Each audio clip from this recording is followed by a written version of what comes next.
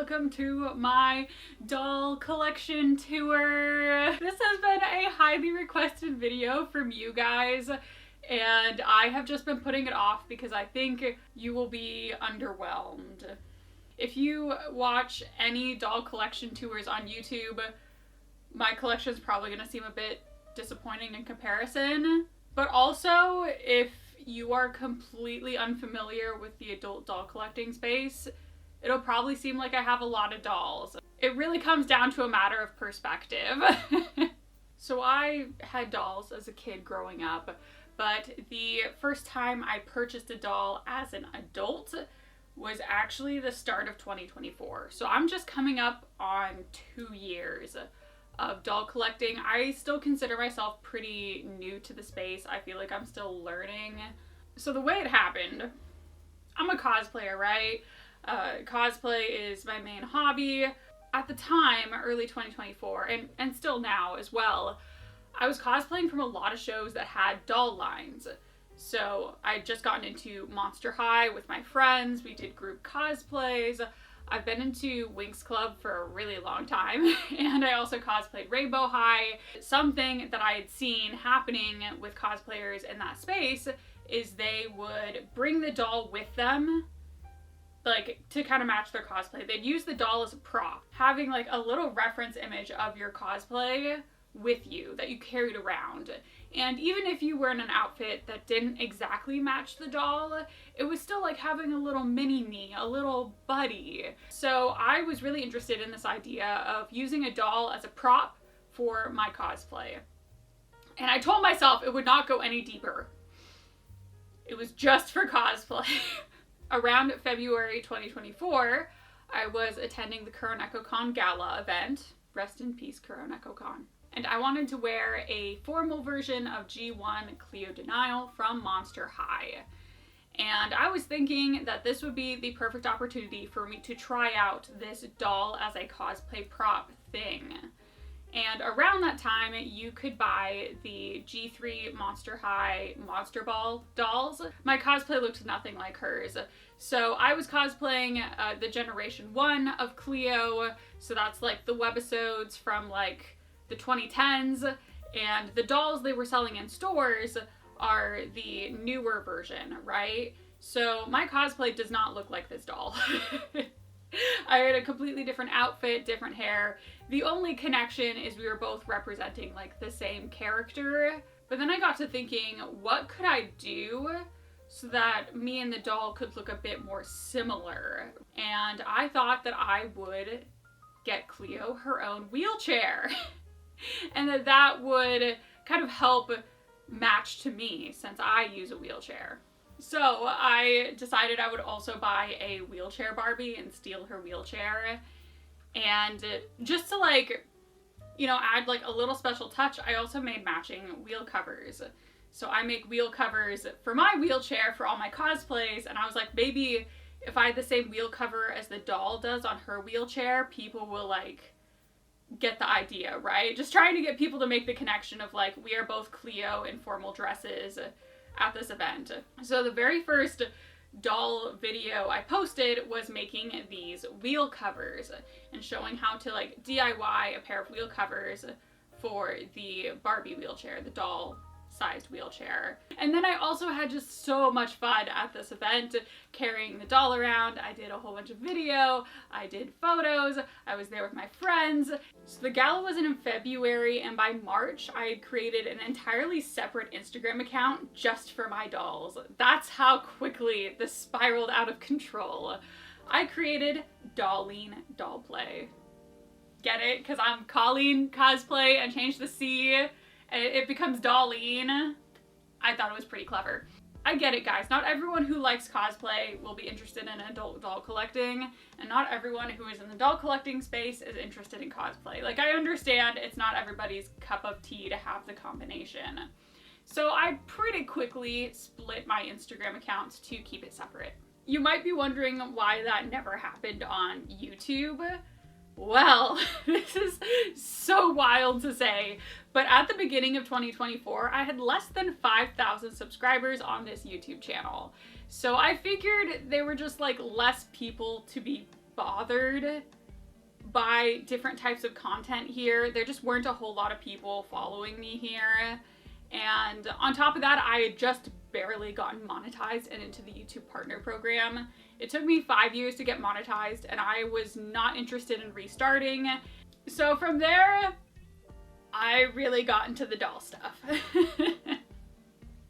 I started making videos about mostly doll wheelchairs, different dolls that fit into the doll wheelchairs, how to customize the doll wheelchairs, me and dolls that are both in wheelchairs. I just really have enjoyed getting to explore disability rep through dolls. There's something that just feels a bit safer about exploring it through dolls rather than cosplay. Nothing against cosplay, it's just cosplay is a hobby that is very closely tied to your body, right? And how people perceive your body. Because your body is the canvas for the cosplay, you could say. So I felt like the dolls were just a really safe space to explore disability and interact with it in a positive way. People weren't as mean, and it was much easier to complete each project as opposed to cosplay, which is just very time consuming and expensive. Obviously I still love cosplay, but it is really nice to have more than one hobby consuming your entire soul. So it was doll collecting for me, getting to do the photography, the different outfits, the restyling, putting them in the matching wheelchairs and decorating them. And that's what I've been doing for the last 2-ish years with my dolls. Anyways, I think that's enough yapping for now. Let's look at the dollies. So one problem that just is unavoidable for doll collectors is finding enough space for your dolls. And I realized very early on that I did not want to be that person who was just constantly buying more shelves and moving furniture around or selling dolls. I decided instead I would have these shelves behind me and I would switch them out every month or so, and the rest of my dolls would be in storage. So the dolls you're seeing on this shelf will not be there in the next video, at least most of them won't. They will be switched out with dolls in storage. And having a rotating display as opposed to displaying all my dolls is just a system that's worked really well for me. It also helps me fight against like dust, because I don't have dolls that are just sitting unmoved for years, you know? So it does help that, you know, they maybe get like a little hairbrush, get put away, and then just to come back later. So this is my one and only collector doll. I told you, like, if you're deep into doll collecting and you watch these tours, you're probably gonna be disappointed. I only have one collector doll, and that's this Bratziversary Jade. I don't usually get collector dolls because I kind of go a bit hard with my dolls for my videos. No!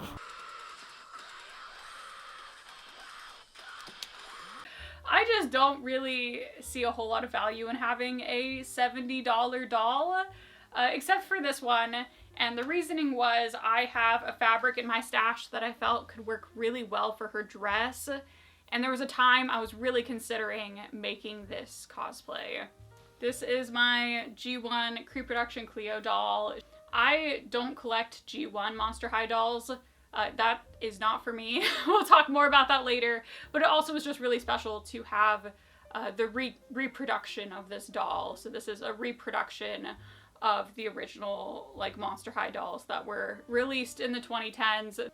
There are a few other places in the craft room where I have just a handful of dolls on display, and these dolls also swap out with dolls in storage. Back here is my only like doll furniture setup, and I call this the Dolly craft room. They have sewing machines, they have a dress form, and because it is like fall time, they also have some little pumpkins currently, fashion sketches. It is in the back corner of my sewing desk. It has become an issue where I have projects with a lot of runoff fabric that these dolls will just kind of get caught in like a tidal wave of fabric and things will start falling over. I also made a cosplay of this Cleo. Her hair is pretty rough currently because I just brought her back from KomoriCon, so she was shoved in the con bag. I do also have 2 dolls up on the top shelf currently. It's definitely been a struggle of wanting to have as many dolls on display as possible so that I can be happy seeing them. This can be my happy place, but I also don't want so many dolls that it hinders the actual crafting. It's something I'm still figuring out. We're still working on it. And then I do, like, at the moment have some of the Winx dolls on my desk because I, like, very recently have bought some of these, and I think I'm going to buy the whole line of Winx dolls. I wouldn't usually complete a doll line, but there's just something about Winx Club in particular that makes me want to have all of the dolls. There's something special about it. They do have cute faces. Maybe that's it. Yeah, hard to say what it is about Winx Club that makes me want all the dolls. I feel like I'm just like a very average, casual enjoyer of the fandom, you could say. Hey guys, you want to come under the desk? So I've mentioned this doll storage a few times, and they are stored underneath my crafting desk. Oh. So they are kind of exploding out of this box. I think my doll collection has outgrown this particular storage box. So I was thinking on camera I would unbox all these dolls, show them for the camera really quickly, and then I do want to like repackage them and put them in a bigger storage box that I have. So all of my dolls I keep wrapped in plastic of some sort, and that is because if you just yeet a whole bunch of loose dolls into a box, their hair gets really messy, their hands get tangled in like other dolls' hair, they lose their accessories. So each of these dolls should be in separate plastic, and I will be like repackaging some of them. And I keep all my dolls like ready to be displayed. So while you watch me repackage all these dolls, I do have a few like kind of fun stories of just what a crazy ride it has been getting into the doll hobby. So as I mentioned, I made my Dolly Doll Play account really early on, and I was making a lot of videos for how different dolls fit in the Barbie wheelchair. And to my surprise and horror, one of my very first videos went a bit viral, rating how different dolls fit in the Barbie wheelchair. Wheelchair Barbie. 10 out of 10, E3 Monster High. 6 out of 10. Rainbow High. 9 out of 10. Of course, as you can imagine from this kind of video online, it prompted a lot of requests to try different dolls in the Barbie wheelchair, see if they fit. Maybe I could be a sort of resource that could tell you which dolls would fit if you wanted to put them in the wheelchair for whatever reason. While that was really cool to see, I only had like 5 dolls, and I just remember explaining over and over, like, guys, I do not have that doll. Every doll I own, you've seen in this video. Then afterwards, I had multiple other videos go viral as well surrounding dolls. My most viewed short on my entire channel right now is about dolls in doll wheelchairs. It is very surprising to me that it's this sort of untapped niche of doll wheelchairs that apparently has a huge audience. And so people were seeing these videos with millions of views and assuming that I was some sort of expert in the field, that I had been doing doll collecting for forever, right? Because when you see a video that does that well, you just kind of assume, right? Like, surely this is coming from a voice of expertise, right? The amount of times I had to like be like, no guys, I am very new, I don't know this. I had people like coming to my comments like, how could you not know that Claudine and Laguna share the same body mold? And I'm like, how would I know that? I've been collecting dolls for like a month. How would I know that? That was definitely a pretty wild way to set foot into the doll fandom, was with so much attention from people who had been in the hobby for forever, who knew about all the different doll brands and lines and all the quirks and differences between their production and how they were manufactured. And I'm just over here like, does this doll fit in the doll wheelchair? Let's find out. It was a very interesting experience getting that much attention early on.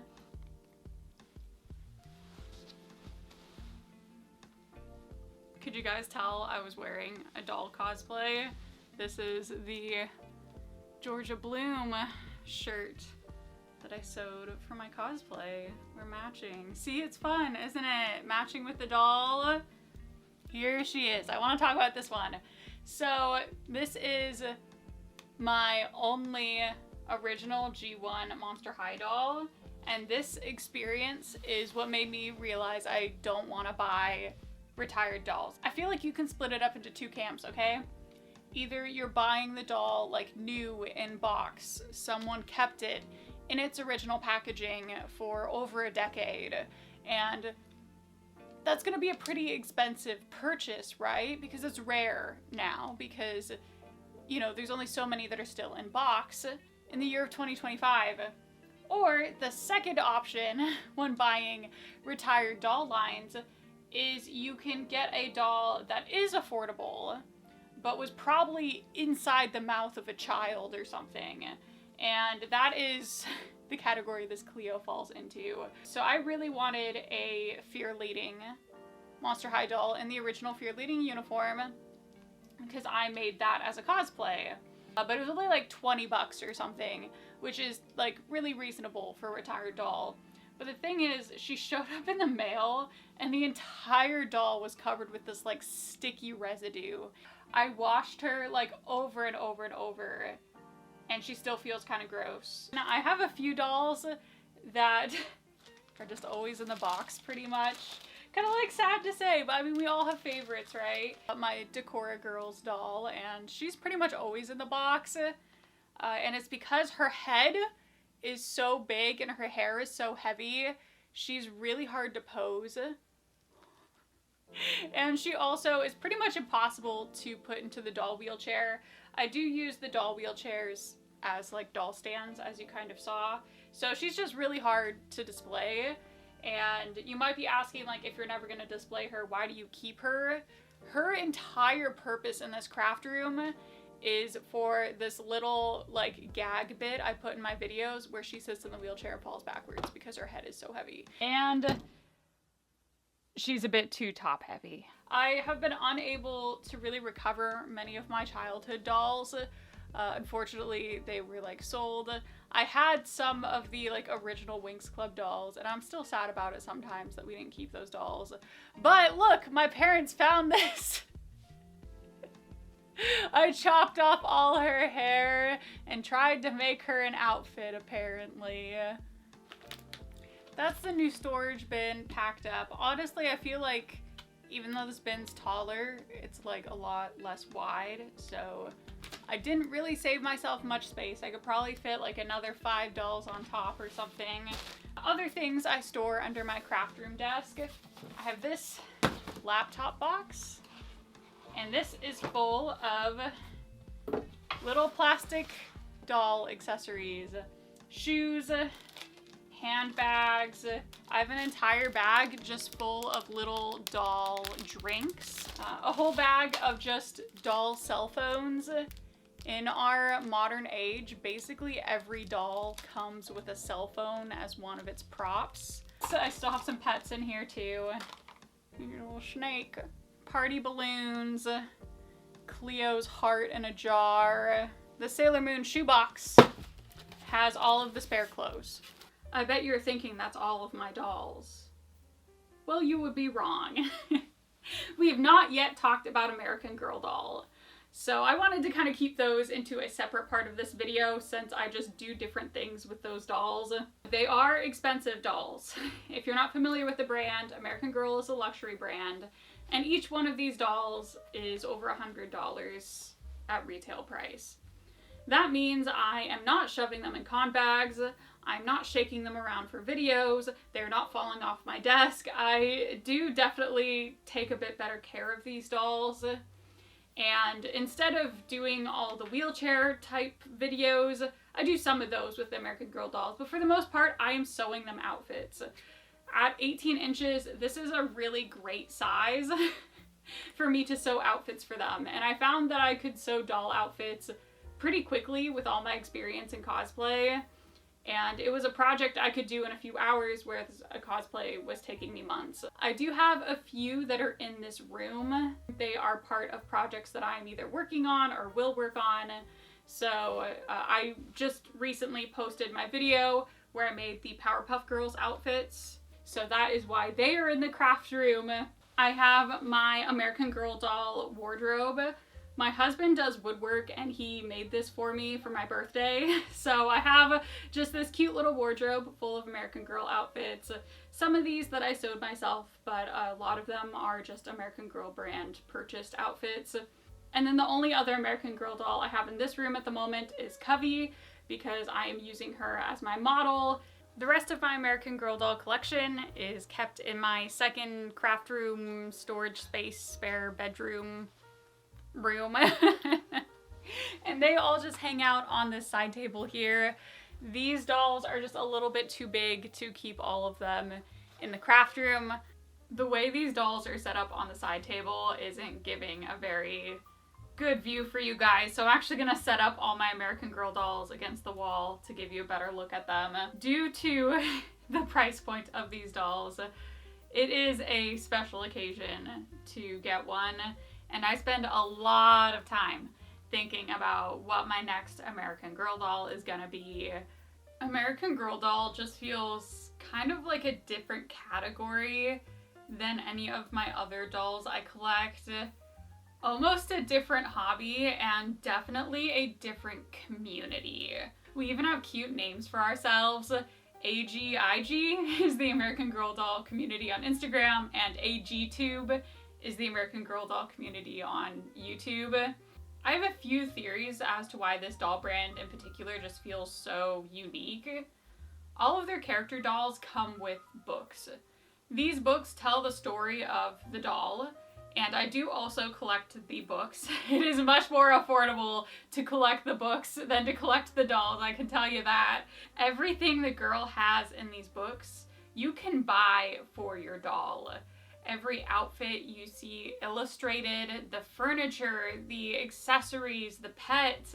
It creates a very immersive experience when you can read this book and then recreate the entire world in your living room.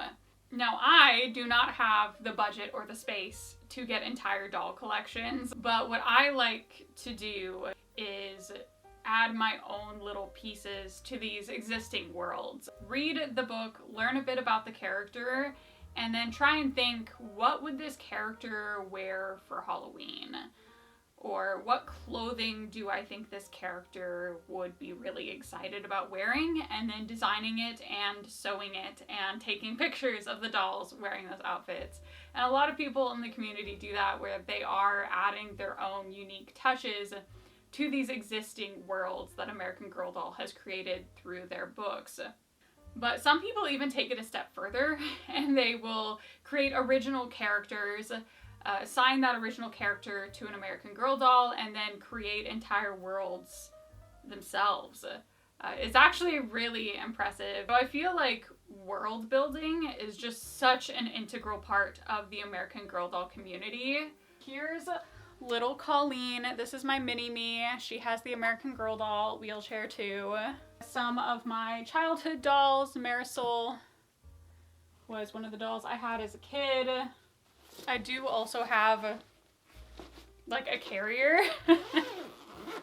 You can see how my American Girl dolls are like really pampered. They're all kept very safely here while my Monster High dolls are constantly falling off the shelf. That's just how it is. That is almost all my dolls, but I do have a little kind of shameful secret stash that I can show you.